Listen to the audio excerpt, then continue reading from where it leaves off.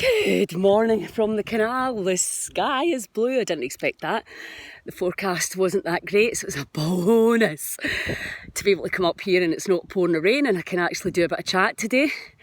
So I wanted to talk again about belief systems. I think it was my pal Yasmin did a beautiful post talking about having friends that believe the complete opposite of each other, and you know that perhaps the truth is somewhere in between. And when we want to lock down on our opinion, me included, that's the ego chat. And just instead of listening and looking and understanding that, you know, reality is subjective and we're seeing it the way we are rather than the way it truly is.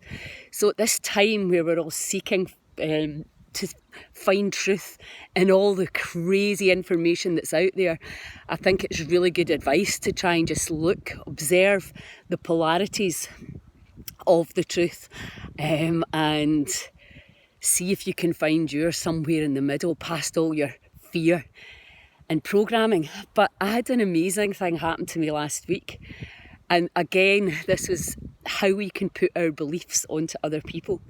I had a message from a psychic to say that my mum had come through to them. They were doing a session with somebody and my mum came in saying, "This is Lilia's mum, I want you to get a message to her that she's arrived safely on the other side."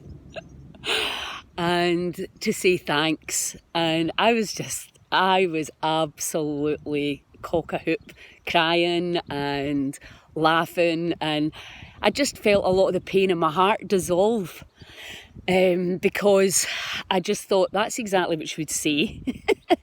And I knew if anybody would try and get a message to me, it would be her.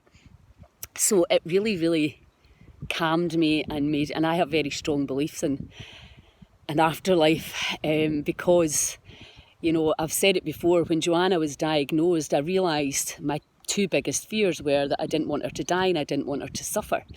So I had to really look at that, what is suffering and what is death. So over the last 30 years, I've come to realise that death, this is my belief, is a rebirth. We're moving on to the next part of the experience. So I have really strong, that's what I have chosen to believe. Why? Because it makes me feel good, it makes me feel safe, it makes me feel happy. I still grieve for the ones that have moved on, but I know that they're safe and that they're on the next part of their journey and that we just can't see them. And some people can see them and hear them. That's again my belief. But anyway, so when I told a few different people this story, obviously that lands on their belief system, kind of like, oh yeah, really? Scepticism. And, you know, I found myself only wanting to tell people that I knew would believe and would share the same kind of joy from it that I did. But also then I found myself just telling people I knew didn't believe just to see what they would do. And if you're very comfortable with your own beliefs, then you don't care. You don't need to care. And I mean that in the nicest possible way, what other people believe. Because really, beliefs are very fluid and they change and they expand as you get older. And you start to understand you can believe things that make you feel good instead of believing things that make you feel shit, which is a lot of the time what we're doing. So I believe that my mum communicated and that makes me feel good. But it was just another really interesting experience to see whose ears it fell on and how they communicated back to me. You know straight away when people don't believe you. And this is a lot, I think, about what we're realising now is about listening and understanding we've all got different realities, we've all got different perceptions, we've all got different beliefs. And just allowing people to have, whether it's negative or positive, because some people are believing really negative things that aren't true either. So whether it doesn't matter what you think, you can just listen without judgment.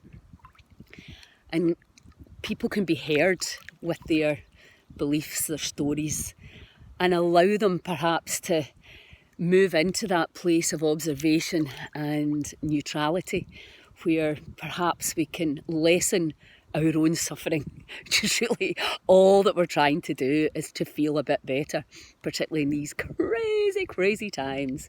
Anyway, so that's the crack from the canal today. I'm going to be doing, I'm feeling so much better. I'm going to be doing some lives and some more letting go, getting back on it to do what I came to this planet to do, which is help people let go. Anyway, have a great day, get out in the sunshine. Ciao!